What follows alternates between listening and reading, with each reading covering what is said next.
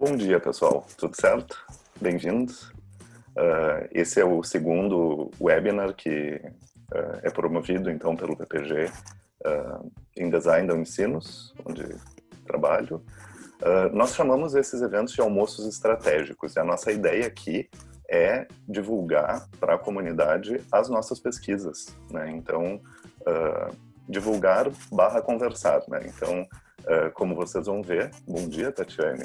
O pessoal já tá ligado no chat, exatamente. Essa ideia que ao longo das falas vocês possam ir postando ali as perguntas de vocês. Então, no final, a gente consegue retomar e trazer as perguntas para o debate. Nós vamos fazer uma série de webinars, então fiquem ligados. O tema de hoje é Design Estratégico e Bem-Estar. O próximo já está programado para o dia 30 de junho, também ao meio-dia, só que esse é uma terça-feira, se não me engano. O tema vai ser cenários, né? Então, como pensamos o futuro no design. É bem bacana também. Quem somos hoje aqui conversando com vocês? A Raíssa Fontoura, que é UX designer e pesquisadora. Ela fez mestrado em design estratégico com a gente na Unicinos e investigou processos interdisciplinares nos projetos de design para o bem-estar. Então, bem-vinda. Ela tem experiência na área de tecnologia, tá? Ela trabalha numa consultoria de design estratégico que se chama No One, colaborando com experiências e visões de futuro para pessoas e organizações. A Roberta Mandelli, bem-vinda, é doutoranda, né, em design estratégico na Unicinos, também fez mestrado com a gente. Ela pesquisa processos de design estratégico pela teoria da complexidade, visando a promoção da saúde, criatividade e autonomia.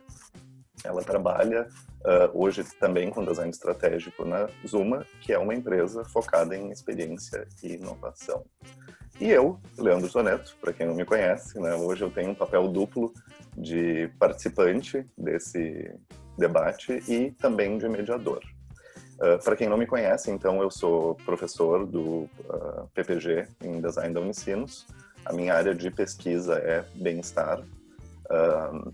Eu sou doutor em psicologia e fiz pós-doutorados em design e emoção e em design na saúde. Eu sou sócio da Zuma e da WB, né, que é uma consultoria especializada em bem-estar. E eu desenvolvi uma série de estudos para organizações, desde estudos bem comerciais, assim, focados para empresas como Samsung, Heineken e Dropbox, e outros mais voltados, então, para bem-estar, como estudos para a ONU Mulheres. Então, introduzindo a dinâmica, assim, como é que vai funcionar esse momento? Cada um de nós, né, Raíssa, Roberta e eu, vamos falar alguns minutos sobre as nossas visões de design estratégico e bem-estar. Depois a gente abre para perguntas que vocês vão colocando ali pelo chat. Enquanto isso, todo mundo fica com o microfone no mundo. A gente está gravando o webinar para disponibilizar pelo YouTube depois, então isso é uma coisa importante para não ficar mudando a visualização, tá? Então não é a coisa mais simpática assim do planeta, mas é um procedimento importante aqui para nós. A nossa ideia foi, como você é o mediador, também, né, que eu comece a falar, porque depois eu posso usar o tempo para organizar as questões que vocês já devem ter mandado para mim, as que vão surgir ali para a Roberta e para a Raíssa também. Então, certo, é isso aí, mãos à obra. Vamos lá. Design e bem-estar. O que eu tenho a dizer sobre isso? Como vocês sabem, né, eu sou psicólogo, esse é o lugar de onde eu falo, então essa é uma coisa importante, assim, de vocês saberem, né? Porque, claro, muda bastante o meu olhar. Não existe bem-estar fora do contexto. O que eu quero dizer com isso? A gente não tem como pensar em atingir assim, um bem-estar global, se é que isso existe, né? Sem pensar em tudo e todos que nos cercam, né? É bem limitado pensar em bem-estar sem considerar as nossas famílias, o trabalho, a comunidade na qual a gente está inserido, e assim vai. Então, quem trabalha na área da saúde, por exemplo, né, e desenvolve projetos para promover o bem-estar dos pacientes, certamente vai encontrar dificuldade em fazer isso sem olhar para todo um sistema de interações que acontece assim, né, não vou dizer ao redor, porque o paciente nem é o centro disso, né? Ele é mais um dos tantos que estão ali, mas todos os pontos de contato desse paciente com o hospital, com as equipes, vou deixar isso para a Raíssa explorar, que é um dos tópicos queridos dela. Então, hoje eu quero falar sobre o cotidiano, né? Ok, eu comecei dizendo, não existe bem-estar fora do contexto, mas isso não quer dizer que os nossos pequenos esforços não tenham valor, né? Ao longo, assim, do nosso caminho, a gente pode e deve colecionar drops de bem-estar, desde que eles estejam articulados com uma estratégia maior.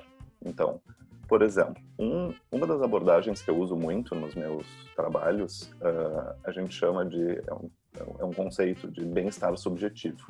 Ele traz de uma forma muito forte assim, a importância do balanço entre afetos positivos e negativos na nossa vida.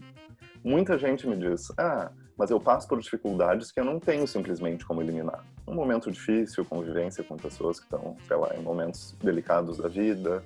Não tem problema, eu respondo, né? Mas tu pode, né? Tu tem o poder de criar, assim, experiências que sejam positivas para o dia a dia. Então, como a gente diria no design, né? Todos podemos projetar uma vida.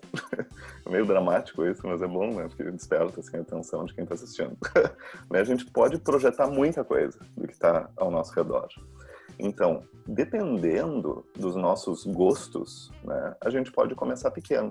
Então, dependendo dos teus gostos, pode pensar nesses drops serem relacionados a autoinvestimento, por exemplo. Usando os espaços para criar um ambiente relaxante.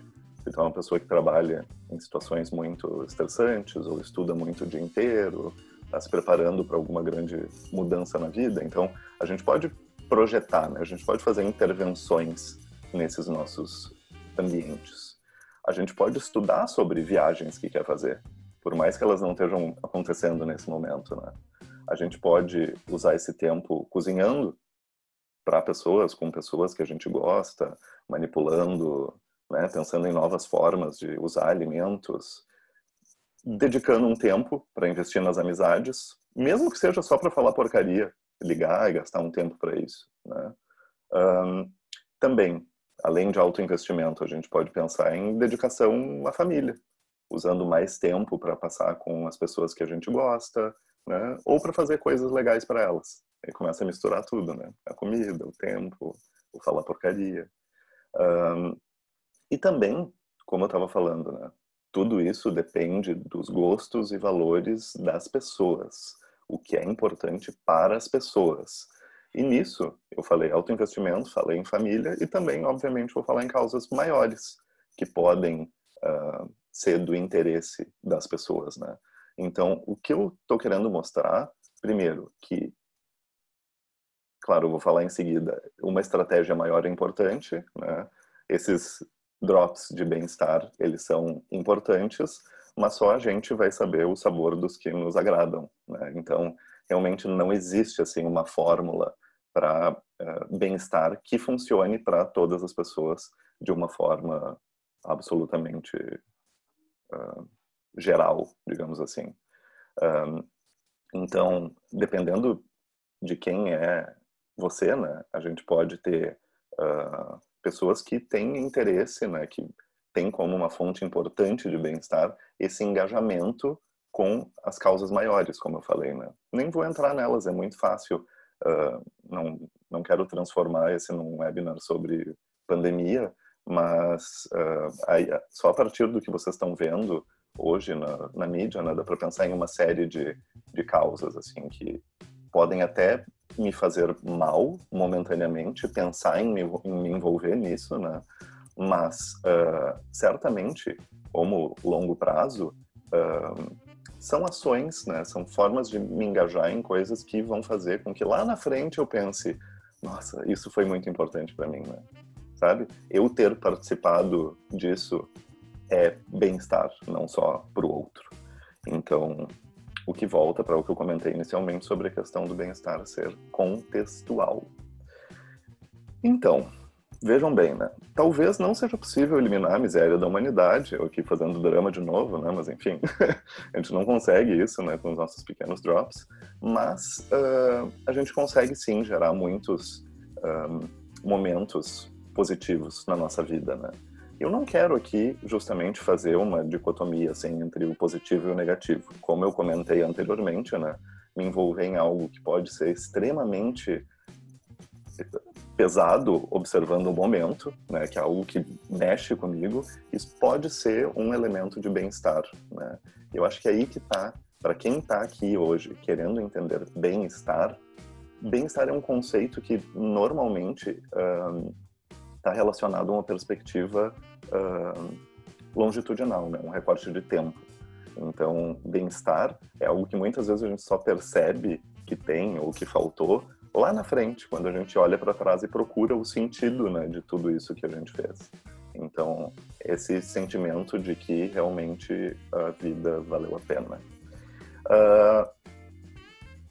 Então, beleza. O que eu estava querendo dizer, basicamente, é que a gente pode não ter controle sobre os eventos negativos aí que acontecem na nossa vida, mas, com certeza, a gente tem uma autonomia forte, assim, para pensar em projetar, em criar elementos que vão trazer essas pitadas positivas. Eu não quero falar em estatística nem em proporção, tá? Mas vamos pensar. A gente sabe que bem-estar está muito relacionado a uma maior ocorrência de boas experiências, muito mais que a intensidade delas, tá? Então, não adianta passar um ano terrível e ter um momento em que eu vou tirar umas férias fantásticas e vou lá e vou ter aqueles 15 dias que vão, uau, transformar a minha vida, né? Eles não vão, né? Tem muita pesquisa que mostra, assim, como é limitado, né, esse estímulo isolado. Acho que esse é um ponto importante trazer, assim, nesse momento, né? Esse estímulo isolado para bem-estar não quer dizer que ele não tem efeito, mas ele não é um efeito duradouro e significativo como é o de pequenas intervenções que a gente faz no dia a dia de uma forma realmente estratégica, tá? Então, justamente aproveitando esse gancho, saindo das pequenas coisas do dia a dia, vocês percebem onde está o tal do design estratégico aí? Bem, eu comecei falando em pensar pequeno, né? Mas, ao mesmo tempo, ter uma estratégia maior. Então, o que eu quero dizer com isso, né? Na vida, esse todo do bem-estar não é uma simples soma de partes esquartejadas, né? Muitas vezes a gente idealiza o futuro, a gente cria expectativas estanques, né? Mas a realidade não é assim. Talvez esse futuro que eu sonhei não aconteça exatamente dessa forma. Quer dizer, vem a realidade a galope e dá na nossa cara, né? O que a gente faz com isso? A gente fica frustrado e ponto final, né? Será que nós deveríamos estar preparados para ajustar a rota? Sim. Então, gente, aquele planejamento de vida, né, de futuro estanque, já era.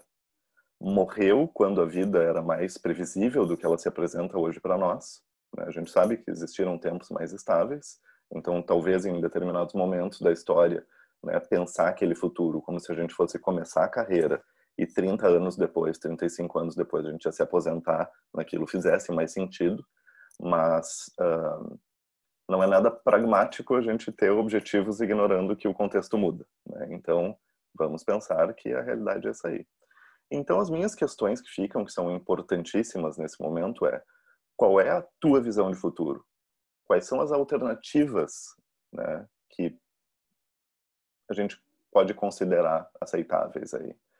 Como a gente pretende se adaptar a essas diferentes cenários que podem se apresentar para nós? Quais são os caminhos possíveis, né? Como a gente reagiria a cada mudança dessas? E se acontecer dessa forma? Então, vamos ver assim, pensar em bem-estar no design, né, na vida,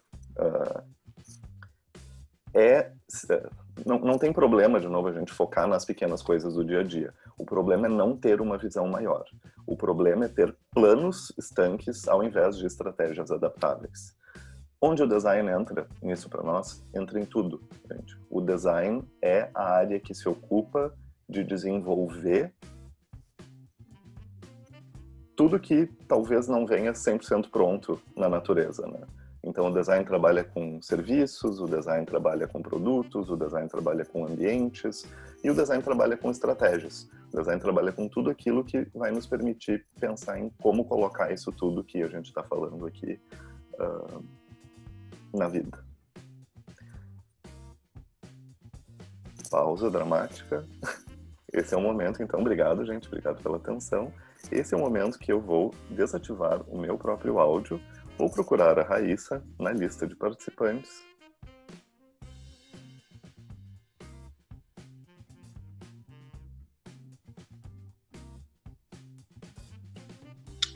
Oi, gente. Estão me ouvindo? Certo. Então, como o Leandro já me apresentou, sou Raíssa. Vou dar uma contextualizada também, né, no lugar de onde eu falo, assim. Eu sou formada na graduação em Design da Unicinos e entrei no mestrado logo depois, mestrado em Design Estratégico.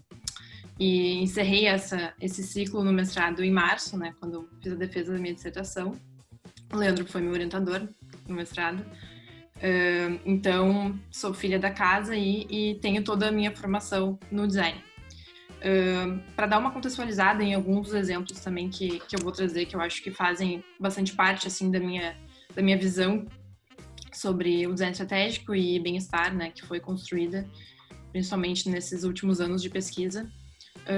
A minha dissertação, minha pesquisa, ela foi baseada num projeto que a Beta e o Leandro também estão envolvidos. O Leandro coordena esse projeto, que ele foi dado, então, a partir da premissa de como a gente poderia potencializar o bem-estar de crianças em tratamento do câncer, né? Então, esse projeto ele foi inserido no Hospital de Clínicas aqui de Porto Alegre até o momento. E a gente queria, enfim, pesquisar e buscar formas onde a gente poderia fazer essas intervenções para potencializar o bem-estar. E a minha pesquisa, em específico, tratou de analisar, então, como ocorreriam as interações interdisciplinares, né, nesse projeto. E da onde vieram essas relações foi que, basicamente, a gente partiu desse mesmo pressuposto de que o bem-estar, ele é contextualizado, né, como o Leandro já explicou anteriormente. Então, quando a gente está falando de design para o bem-estar, a gente está falando de algo que não está dado. E acho que muito da minha visão vem desse princípio, assim, que nós, como designers, não podemos dizer o que é bem-estar para uma outra pessoa. Então, quando a gente vai projetar para o bem-estar, a gente está sempre partindo do princípio do bem-estar naquele contexto onde a gente está se inserindo, onde aquele projeto está inserido. Então, nesse projeto em específico do hospital, a gente partiu do pressuposto que a gente precisava olhar para todas as perspectivas e conseguir ter uma visão do que é o tratamento do câncer infantil, não só sobre a nossa perspectiva de fora, mas sobre a perspectiva das crianças, sobre a perspectiva das famílias que estavam ali, sobre a perspectiva de todas as equipes profissionais que estavam atuando naquele serviço, para que a gente pudesse ter essa visão do todo. E junto com isso, né, aproveito para falar de um gancho que eu acredito ser super relevante quando a gente está falando de design estratégico e quando a gente está falando de design estratégico do bem-estar, que é a colaboração. Então, a gente partiu desse princípio de que a gente precisava projetar com as pessoas e não apenas para as pessoas. Por isso, a gente tentou envolver todas essas entidades, né, que eu comentei anteriormente, para projetar junto com a gente, para pensar junto com a gente como que a gente poderia falar de bem-estar, né? E foi aí que a gente viu que se a gente quisesse potencializar o bem-estar da criança, a gente estaria falando também de como abrir essa discussão de bem-estar para todo o contexto. A gente estaria falando do que é bem-estar para aquelas famílias, do que é bem-estar para os próprios profissionais. Então, para mim, pessoalmente, né, analisando mais então as relações que existiam ali entre a gente, enquanto designers e as equipes profissionais, e como essa relação interdisciplinar foi dada, a gente percebeu que abrir espaço para esse diálogo já foi algo super importante. Então, isso acho que é um outro ponto, assim, que eu queria trazer, que mais do que a gente pensar, talvez, em produto ou pensar em como se houvesse uma solução lá no final do projeto, né? A gente entender todo o projeto enquanto, né, o design ele está acontecendo o tempo inteiro desde o início do projeto. Então, a gente compreendeu os nossos resultados e o que a gente vem fazendo lá como resultado de todo esse processo. E eu digo isso porque quando a gente começou a reunir as pessoas, reunir os profissionais para projetar com a gente abriu o espaço para um diálogo que não existia antes. Então, esse processo de projetar, de pensar no futuro, também serviu para olhar para o presente e para abrir uma discussão do que é bem-estar, né? O que a gente quer dizer com bem-estar quando a gente está falando numa instituição de saúde, o que parece um pouco contraditório, mas isso foi algo que apareceu muito para a gente, que muitas vezes numa instituição de saúde a gente acaba vendo mais doença do que a própria saúde. Então, falar de bem-estar e discutir bem-estar no hospital foi um dos pontos super importantes desse projeto. E junto com isso também a gente viu que a gente usou diferentes abordagens, né, ao longo do projeto, e uma delas foi brincar com as crianças para de fato entender qual era a visão delas sobre o tratamento, e a gente percebeu que aquele próprio momento, mais do que a gente usar os insumos que a gente estava percebendo nas brincadeiras para transformar isso em intervenções, a gente percebeu que o próprio momento de brincar já estava contribuindo para o bem-estar das crianças de alguma forma. Porque aquele momento onde elas tinham atenção, onde elas conseguiam brincar e conseguiam se expressar os sentimentos delas de alguma forma, através da brincadeira, aquilo ali já estava, de alguma forma, impactando no bem-estar delas no serviço. Então, tudo isso só para reforçar que o design para o bem-estar ele é muito do processo, ele é algo em movimento e não é algo estanque, parado, né? Principalmente quando a gente está falando de bem-estar subjetivo, que foi um dos conceitos que o Leandro trouxe também, porque é como as pessoas vão perceber, é como as pessoas vão avaliar e interpretar aquilo que está acontecendo. Então, acho que fora do âmbito hospitalar, né, onde também parece mais literal, a gente está falando de bem-estar, acho que dá para a gente olhar para qualquer segmento, qualquer âmbito, qualquer organização e pensar bem-estar lá dentro também. E isso foi uma das coisas que eu estou percebendo agora, desde que eu comecei a trabalhar na No One, que é uma consultoria em design estratégico. E mais recentemente a gente começou a pensar, né, nesse contexto da pandemia, que eu acho que não tem muito como não falar disso nesse momento, principalmente quando a gente está falando de bem-estar, porque a gente começou a pesquisar e começar a entender um pouco de comportamentos, né? E a gente compreendeu esse momento de pandemia como um erro de design que a gente está vivendo, né? Como tudo que está acontecendo no mundo, como tantas experiências e serviços e produtos que precisam ser repensados. Como é que a gente pode parar para olhar agora tudo isso que está acontecendo e, né, pensar coisas novas e reinventar as experiências e inventar do momento que a gente está vivendo. E o bem-estar, ele está muito inserido em todo esse contexto também. Em parar para a gente perceber e olhar para a sociedade hoje, nesse momento, é ver como o bem-estar também tem a ver com os nossos privilégios, também tem a ver com o contexto e com o nosso lugar de fala. Então, eu acho que pensar design tem tudo a ver com isso, né? Tem a ver com a gente ver do lugar onde a gente está falando, tem a ver com a gente colaborar com as pessoas para projetar algo, para participar desse processo. E, enfim, acho que algo super importante também é a gente tentar desromantizar, né, um pouco esse papel do designer quando a gente está falando de bem-estar, né, de design para o bem-estar, que não é como se a gente viesse de fora e fosse projetar como se a gente soubesse o que é bem-estar para as pessoas e trouxesse algo pronto, né. Então, acho que em todo esse contexto, tanto hospitalar quanto em vários outros segmentos organizacionais, a gente está falando em diálogo, a gente está falando de abrir espaço para pensar bem-estar, para pensar estratégia, e isso está muito também inserido na forma como o design estratégico vê, né? Esse mindset do design estratégico dentro.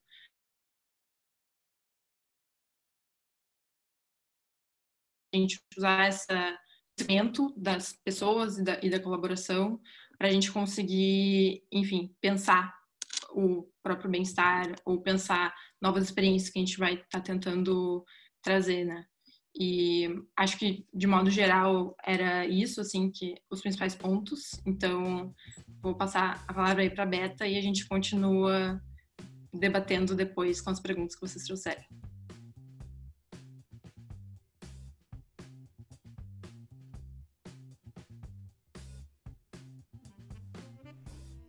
Oi, pessoal.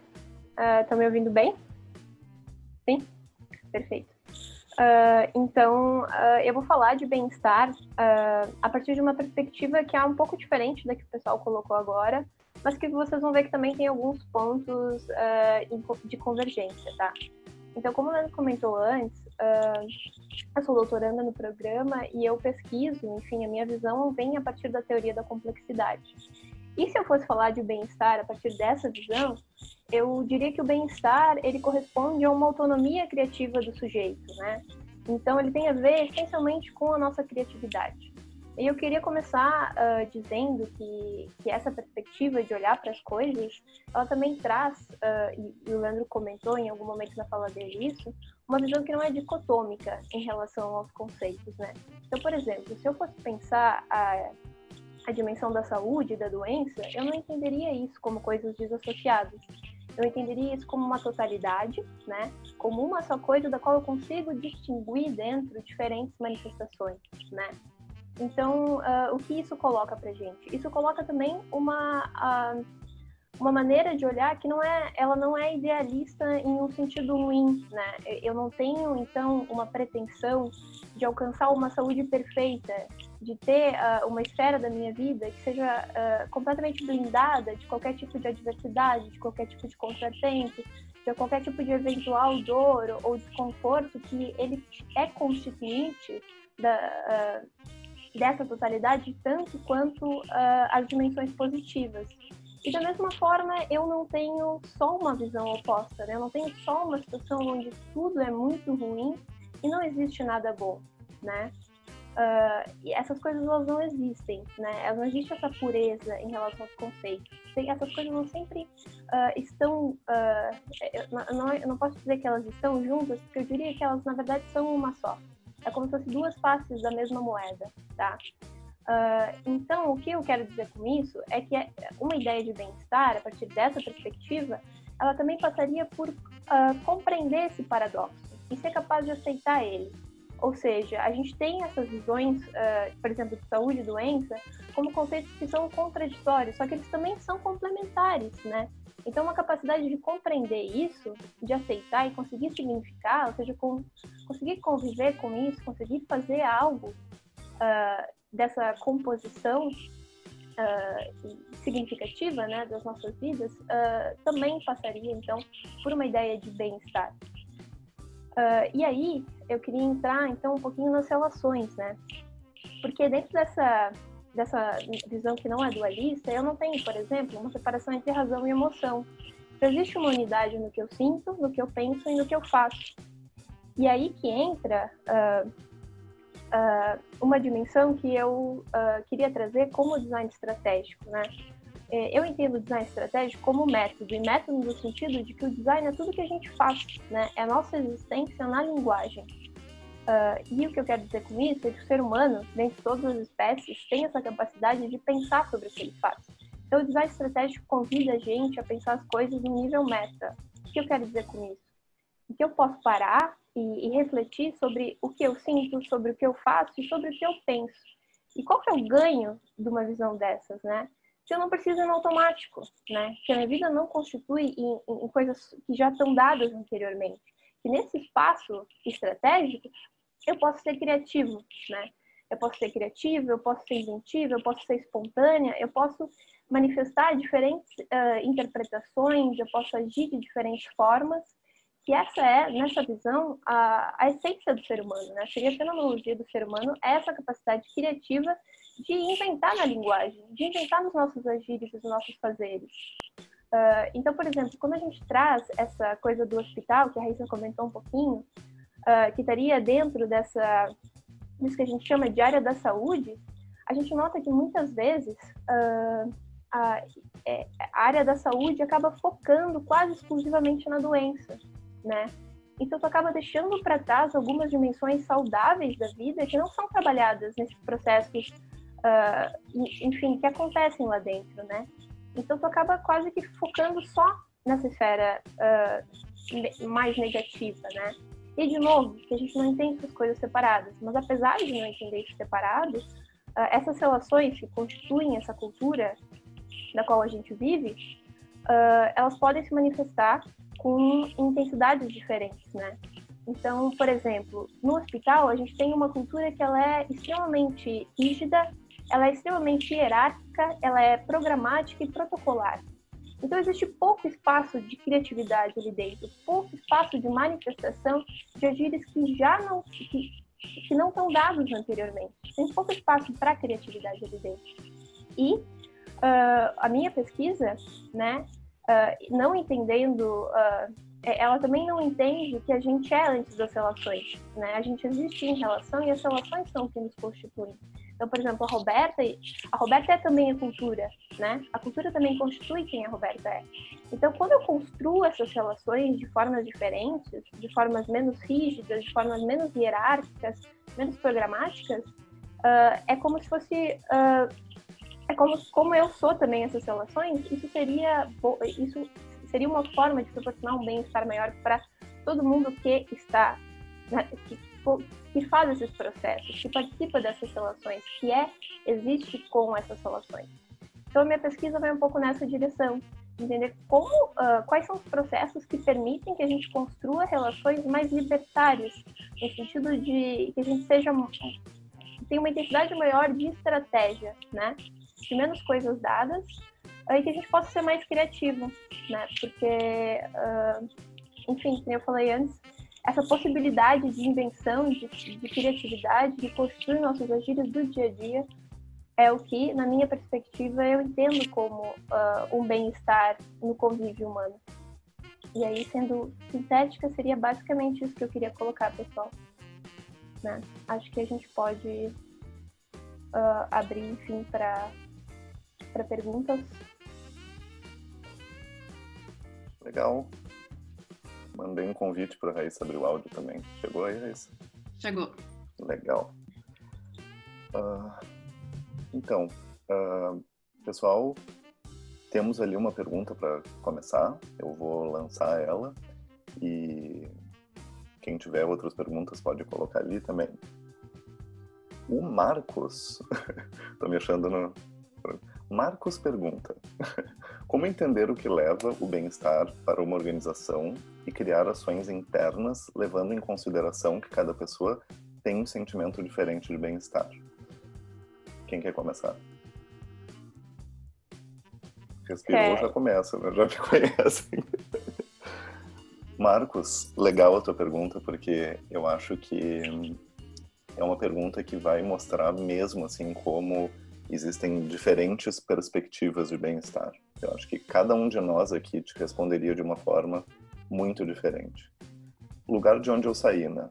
Psicólogo, trabalhando com empresas, trabalhando com design.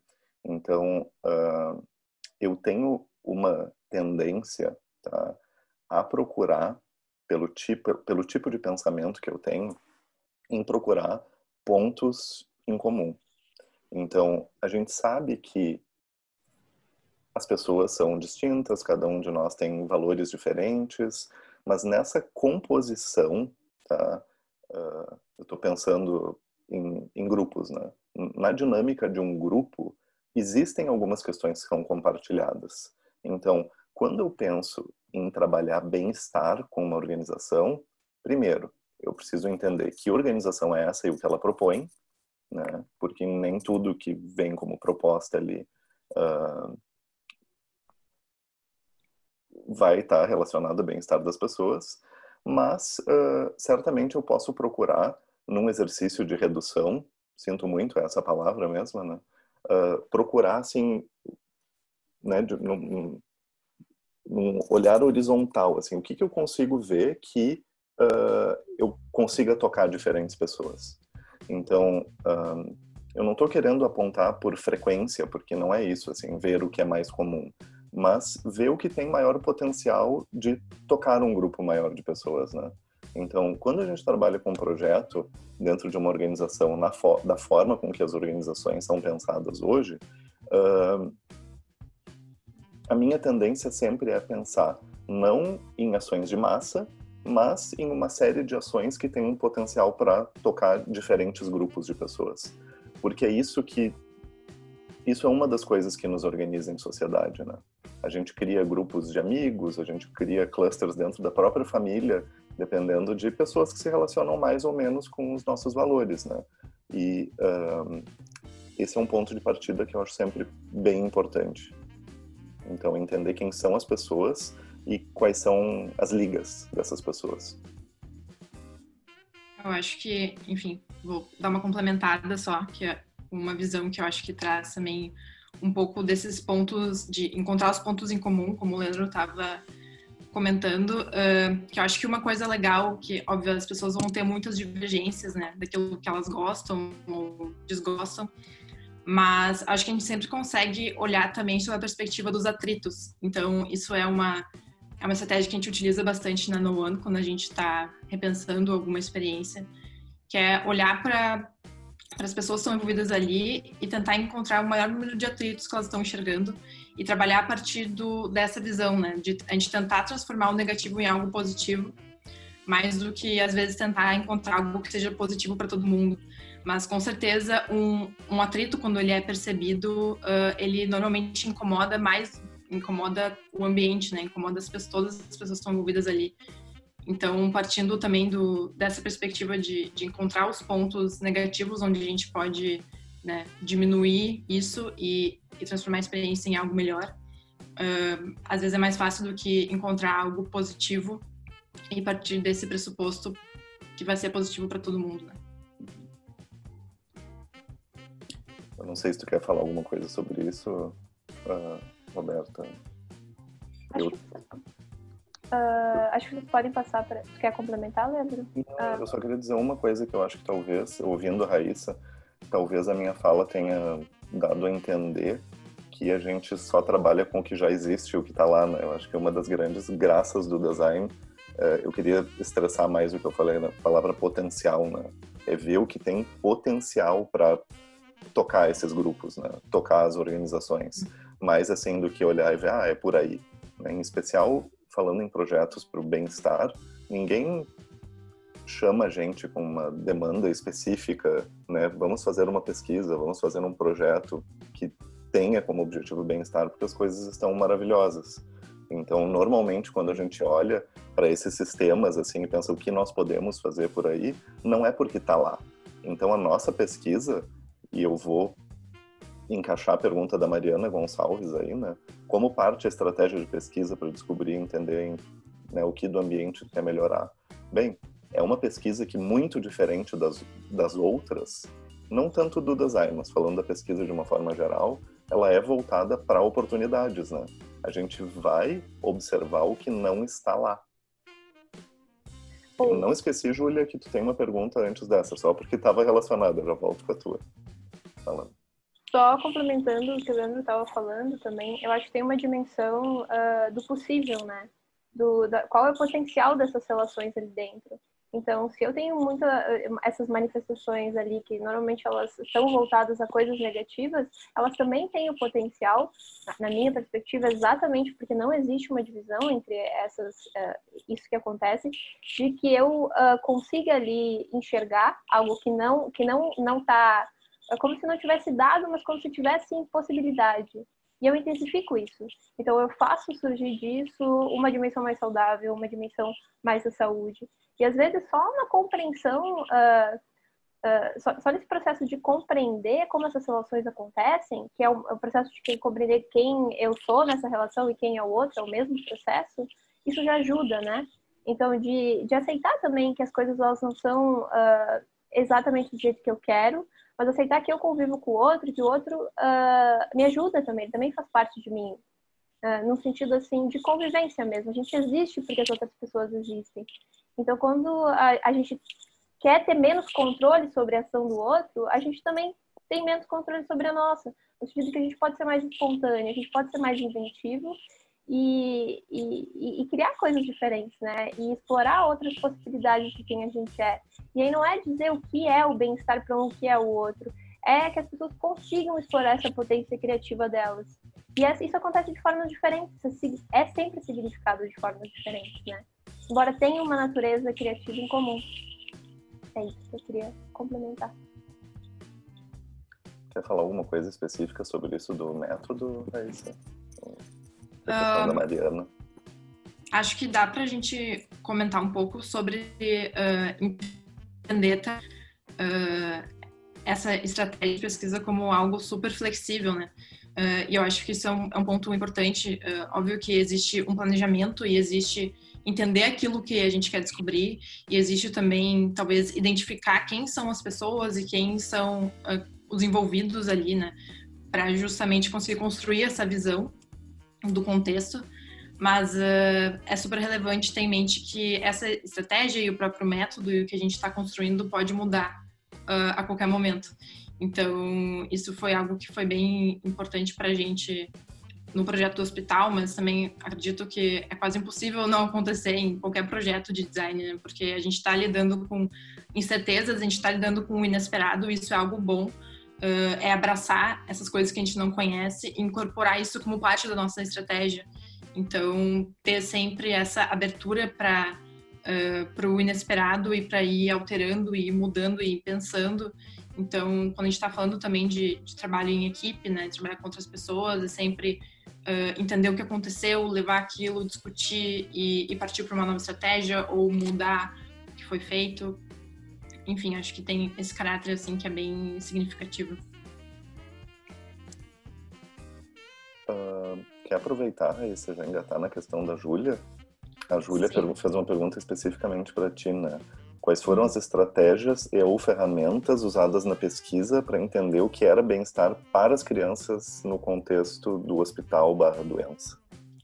Certo. Vou falar um pouquinho, mas com certeza o Leandro e a Roberta conseguem complementar essa pergunta, né? Porque, enfim, a gente fez parte juntos do grupo de pesquisadores desse projeto. Mas com as crianças especificamente, a gente teve duas principais abordagens assim para compreender essa visão do tratamento delas. E a primeira foi, como eu comentei na minha fala, foi brincando, né? Foi que a gente pensou, bom, como é que a gente consegue adaptar essa abordagem de pesquisa para uma linguagem que faça sentido para as crianças. Porque se a gente chegasse e entrevistasse elas, ou enfim, tinham crianças que ainda não estavam em idade com a fala completamente desenvolvida, ou que fossem se sentir desconfortáveis com a presença lá de um pesquisador ali naquele ambiente. Então, o que a gente fez foi utilizar o Playmobil de hospital como uma estratégia, assim. A gente, então, adquiriu para o projeto esses brinquedos que eles simulavam. A gente tentou simular vários ambientes e rotinas deles com os brinquedos. Então, a gente tinha o quarto do Playmobil no hospital, com a cama, com o suporte do soro, com cadeira de rodas, e tentamos simular o ambiente de exames, onde eles iam fazer o exame. Então, brincando com esse Playmobil com elas, a gente conseguia entender muitos dos sentimentos, assim, muito do que vinha, que aparecia ali naquela brincadeira, eram dinâmicas que elas vivenciavam no hospital. E acho que foi fundamental, assim, ter tido essa abordagem para que a gente conseguisse acessar essas informações e que a gente conseguisse construir esse diálogo, né, com elas. E a outra abordagem que a gente teve foi fazer observações nos quartos, que isso foi depois que a gente já tinha desenvolvido uma relação com elas, e acho que isso é um ponto que foi bem intenso, assim, na pesquisa, porque, obviamente, a gente construiu relações com as crianças, e em dado momento a gente tinha a confiança delas, então elas não se sentiam mais desconfortáveis com a nossa presença ali. E foi quando a gente conseguiu ter uma abordagem de me mostra o teu quarto, vamos brincar no teu quarto.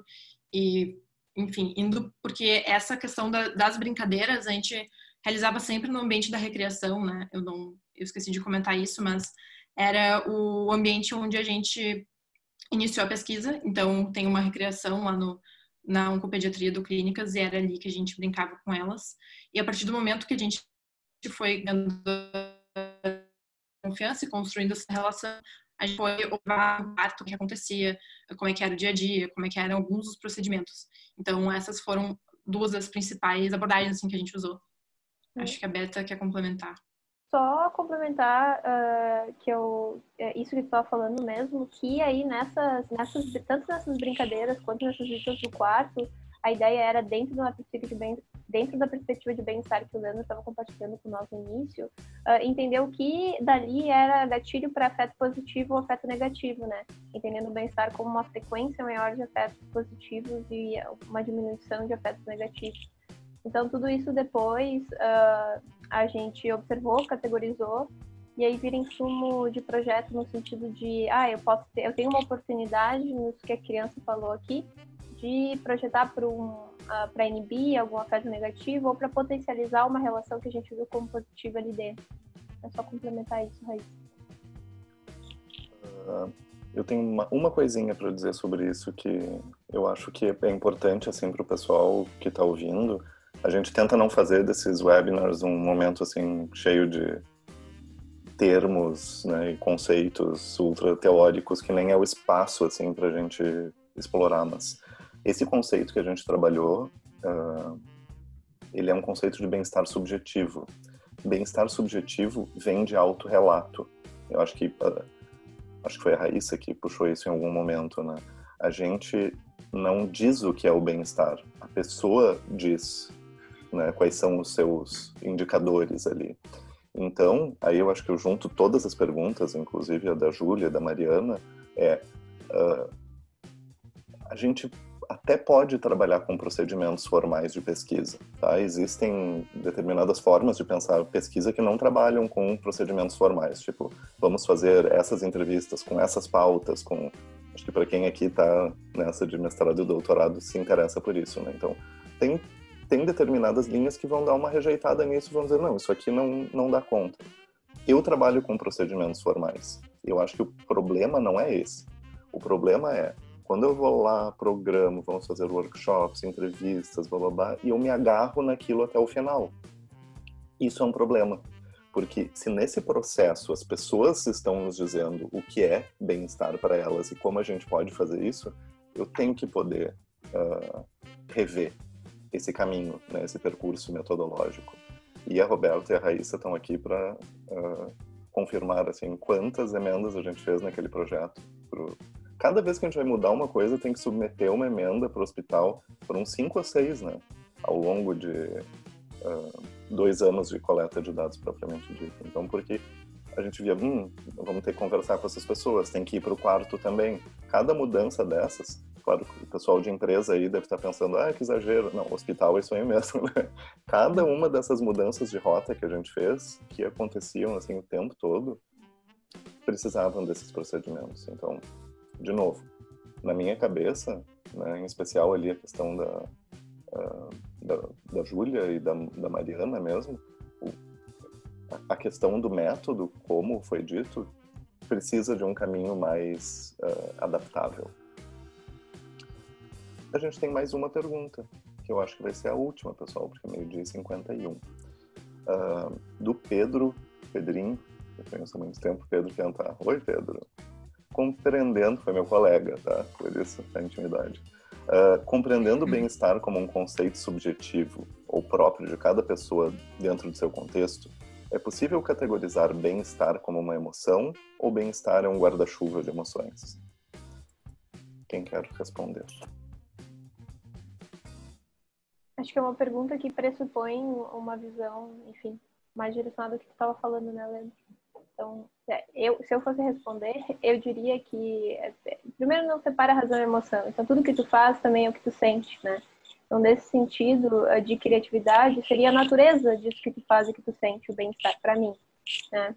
Seria o quão criativo, no sentido de quão aberto a possibilidades e o quão menos pré-determinado isso é. Mas acho que a tua pergunta vai mais em direção à perspectiva teórica que o Leandro estava colocando no início. Acho que ele pode responder melhor. eu vou ter que dar uma viajadinha teórica, tá, pessoal? Não vou me aguentar com a pergunta do Pedro, que é, já há algumas décadas, assim, a Luciana rindo ali, já há algumas décadas, a gente não tem dividido, assim, nos estudos, nas neurociências, né, na psicologia cognitiva, processo cognitivo e emoção, né? Então, eu penso de uma forma porque eu estou me sentindo mal, ou eu me sinto mal porque eu estou pensando aquilo? Isso aí é totalmente, é uma discussão que para nós hoje já é irrelevante, né? Porque é uma coisa só, né? A gente não pensa hoje o jeito que, sei lá, a forma que eu me sinto não é descolada do que eu estou pensando. Basicamente é isso, assim. Só complementando essa fala do Leandro, porque essas teorias, elas têm esse tratamento, mas isso é uma coisa que culturalmente não é tanto assim. A gente tende a dividir as coisas e ver as coisas separadas. Então, é na nossa maneira de olhar para as coisas, né? Então, adotar essas perspectivas, elas também ajudam. Eu me sinto melhor quando eu entendo que essas coisas, na verdade, elas não estão separadas de uma da outra. Porque eu entendo mais fácil, né? Eu entendo mais fácil o que eu sinto, o que eu penso, e que isso é uma coisa só. Só isso, Leandro. Não, eu acho que só a gente não respondeu bem a pergunta do Pedro. Assim, Pedro, emoções, diz o nosso cérebro, quando a gente coloca na cabeça lá em ressonância magnética funcional, que as emoções, elas dão e passam, né? Então, assim, o que a gente chama de emoção na pesquisa, tá? Pelo menos nos estudos cognitivos, são reações situacionais, elas são contextuais de um sentido mais limitado no tempo, tá? Então, a ansiedade tem isso. Tem alguma coisa, tem uma entrevista de emprego, sei lá o que, a ansiedade sobe, depois ela desce, né? O nosso corpo não aguenta aquilo. O bem-estar, ele claro que ele está relacionado às nossas emoções de uma forma geral, mas o bem-estar subjetivo, para a gente não abrir em 1000 outros conceitos aqui, ele tem esse recorte de tempo, né? Então ele não é uma experiência situacional. Bem-estar né, e é observado ao longo do tempo. E só por curiosidade, para quem está assim, lá pelas tantas, às vezes o pessoal pergunta, mas isso aí não é felicidade, né? Bem-estar é um conceito que está há muito tempo na roda, né? Na psicologia, que é a minha área de origem, os estudos começaram discutindo felicidade e a gente abandonou praticamente a discussão desse conceito justamente para trabalhar com algo mais palpável, que seria o conceito de bem-estar. Bem-estar, que é longitudinal, que é autorrelato, não somos nós que vamos dizer o que é o bem-estar para as pessoas, é algo que a gente percebe, né? Se a gente olhar assim, lá na frente, na linha, que a gente olhe para trás e pense, isso tudo valeu a pena, né? Isso a gente até pode chamar de experiência, mas é algo que atravessa os tempos, né?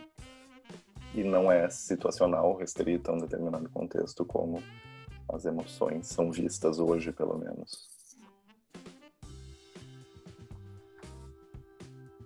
Roberta, Raíssa? 12h56. Estamos super no tempo. Nosso objetivo tem sido ficar... Que bom, Luciano. Nosso objetivo tem sido ficar em 50 minutos, mais ou menos 5, assim. Então, gostaria de agradecer a presença de todos, dizer que estou encerrando a gravação, agradecer novamente Roberta e Raíssa, né, por esse momento.